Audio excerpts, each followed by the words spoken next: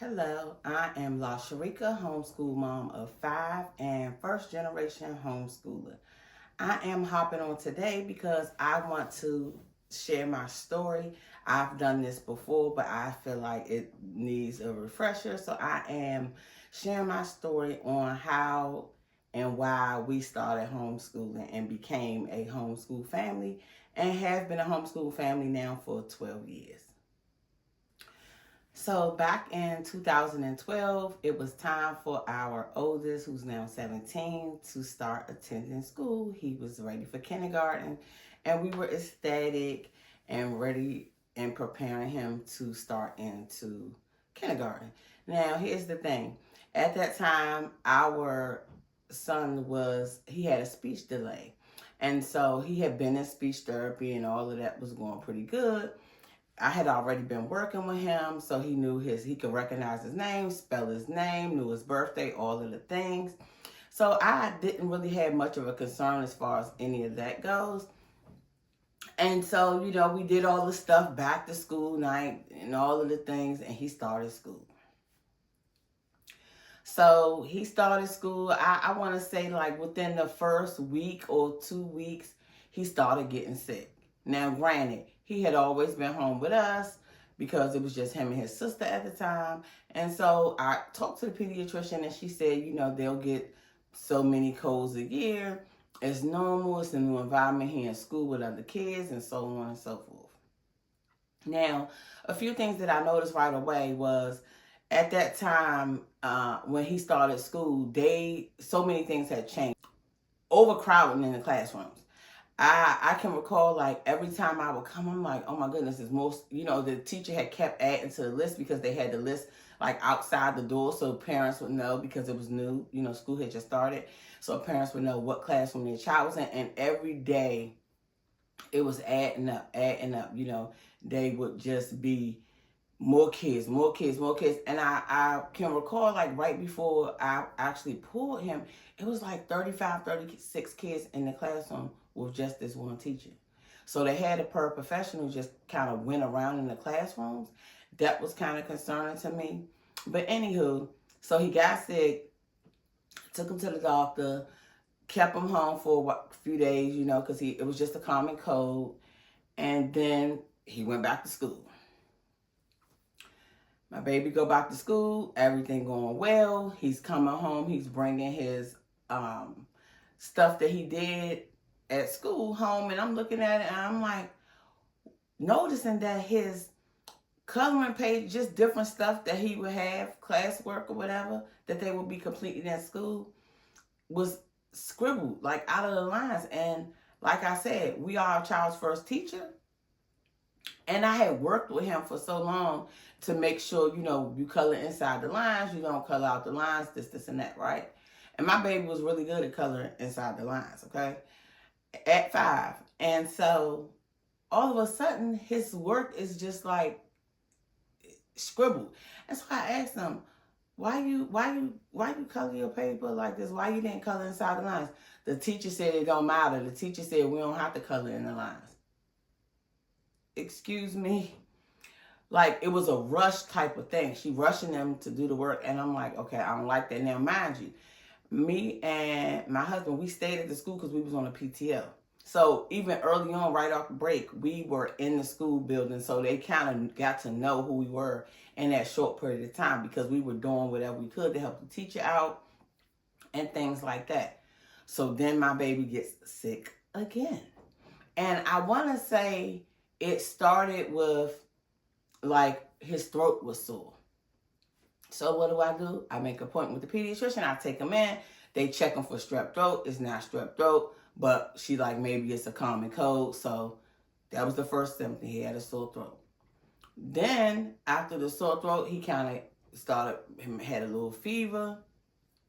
And for the type of mom I am, I took him back every time a new symptom. I'm calling the doctor's office, and it was right down the street. So I'm like, okay, now he has this symptom. So he just kept getting symptoms. And then came the symptoms where his throat was sore. He started getting like, it looked like bumps that were on his feet. he started getting them on his hands and then started getting them in his mouth. Like, I don't know, I guess it was like blisters or something, I don't know, right? And so I'm like, we go to the pediatrician office. I know probably 3 or 4 times before the pediatrician realized what it was. It was hand, foot, and mouth, okay? Yes, hand, foot, and mouth. And my pediatrician said my son had one of the worst cases she ever seen, because you know what other symptom my baby ended up having? He lost his fingernails and toenails, okay? They fell off. I didn't even know that was possible, that you can lose your fingernails and toenails for something like that. Now, I had worked in daycare for several years, and I had heard about hand, foot, and mouth from taking the continued education classes with childcare, but I never experienced it or seen it firsthand like I did when my son had it. Now, mind you, once I went into the school to talk to his teacher and was explaining to her what's going on, she told me, listen, I shouldn't be telling you this, but I'm going to tell you. She was like, it was a child in here who had it. He had the sores on his hands. She sent the child to the nurse's office. The nurse told that child's parent, as long as the child had on, I guess, like a latex glove, it was okay for that child to still come to the school. So with that happening, that child was in that classroom for who knows how long, infecting all of the other kids with it. And my child became the victim of it, right? Because another thing, they had us buying all this soap and tissue and all the sanitizer, and they did not even have the kids with the soap inside the bathroom. The soap, they had to use the bathroom and then come outside the classroom where the teacher's desk was. It was a sink in there where they had to wash their hands where she could see, because the kindergartners plays in the soap. Are you kidding me? Why did we buy all this soap? Was my question. So think about it. If they are using the bathroom and then they're touching the same doorknob, 9 times out of 10, that's how my son got it, because you can transport it from infected fecal matter. So if the child that had it wiped his behind and touched the doorknob, but then my baby went in and touched the doorknob and didn't get a chance to wash his hands before he opened that bathroom door, I feel like that's how he caught it. Another thing, before lunchtime, who's to say if the teacher was actually checking and making sure 35, 36 students is washing their hands before lunch? I believe wholeheartedly that that's exactly how our son came down with hand, foot, and mouth. Once my pediatrician diagnosed it with hand, foot, and mouth, at the time, we had a 4-year-old at home and a 1-year-old at home. Would you believe that our 2 daughters also caught hand, foot, and mouth? Oh, yes, they all got it. Now, our kids suffer with eczema. At the time, our 1-year-old was really suffering with eczema. Very, very bad. She had very bad flare-ups all the time. You see this black shirt that I currently wear? Her skin was black as this shirt. And it dropped off of her like snake skin. Okay? This was the most horrifying experience that I have ever had as a parent. I regretted sending him to school for so long. I remember just crying out of nowhere thinking about it, because my son had marks on his body from the hand, foot, and mouth that resembled chickenpox. So it was like they were the dark spots from where the bumps were not going away. And I even recall at that time, one of the times that I had took him to the pediatrician, she was like, oh, Mom, maybe it's bed bugs.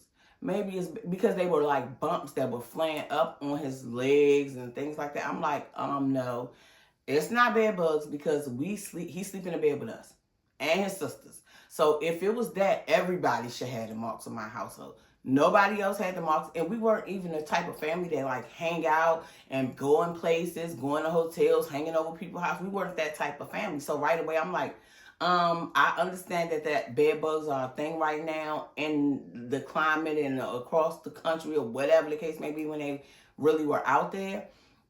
But I knew right away it wasn't that. But my baby carried, and I'm sure to this day he got somewhat of a mark on his leg from the hand, foot, and mouth. So that brings me to how our homeschooling journey got started. I was devastated, and I did not, of course, absolutely did not send him back to that school after he caught hand, foot, and mouth. It was a no for me. It was an absolute no for me. It was nothing no one could say to me. Nobody could stop me. I had no idea what homeschooling was or what it looked like. All I knew is it meant that I was going to be the teacher and I was going to be having to teach my kids at home. I didn't mind that at all. I come from an educational background. I worked in childcare for several years, and so it was a no-brainer for me, right? So like I said, I didn't know. So you know what I did? I just didn't send them back. I started getting calls from the school. They started telling me, oh, Truancy might reach out to you. Truancy might come to your house. I said, and that's absolutely fine. I did the research online. I had to notify the school that I was going, the Board of Education, that I was going to homeschool. The only thing is you're supposed to notify them ahead of time and not right when you're doing it. But Mama Bear in me, I did what I had to do. I kept him out of school. I did my notification form, and then I went to the school to withdraw him. And the principal and the assistant principal, you know, they tried to talk me out of it. Oh, it's not a big deal. My kids had hand, foot, and mouth too. He's new to school. It's new to him. It may be okay that your kids got it, baby, but it is not okay with me that mine's got it. And then y'all not even taking the steps to keep them from getting it. That child should not have been in the school. None whatsoever. That child should have been at home healing and keeping the germs away from all the other kids in the school. When it happened to us, my pediatrician gave me a printout to take to the school to give them to hand out to the other parents. I was in contact with other parents at the school that I had told what happened, but the school had not informed them until other kids started catching it. And then it was like, oh yeah, it's been an outbreak. So all of those things made me feel unsafe about sending my child into the school, because if it was something just as small as that, not informing and letting us know that it was somebody in there with hand, foot, and mouth was enough for me to pull them up out of there. It was a no-brainer. So from that point, I brought him home and we did school at home. I wasn't sure what route to take. I just knew I had to do it. So I got all of the things. I put things around the walls inside our apartment. And at the time, our apartment was not big at all. We had a very small 2-bedroom flat, because it was just one, you know, it was just, it really, to be honest, it looked and reminded me of like a trailer. It was, you know, 2 units side by side, very, very small. So I didn't have a classroom like I do today. But it didn't matter to me. I knew I had to do what I had to do to teach our child. And another thing, I started off with workbooks and flashcards. It was workbooks and flashcards. I sat there with him. I figured, oh, it's kindergarten, so you teaching the basic, the name, the numbers, your alphabets, and your phonics, just all of the things. And it worked out fine. I did not know where to start or what to do. And once I started, it was good. I have no complaints. If I had it to do all over again, the only thing I would do differently is never sent them to the school. Never sent them. Never sent them. No, never sent them. And so today, as a homeschooler, it's been 12 years. He's now a senior in high school. He is doing well. He is thriving. He currently has an active YouTube channel where he does stop motion Lego.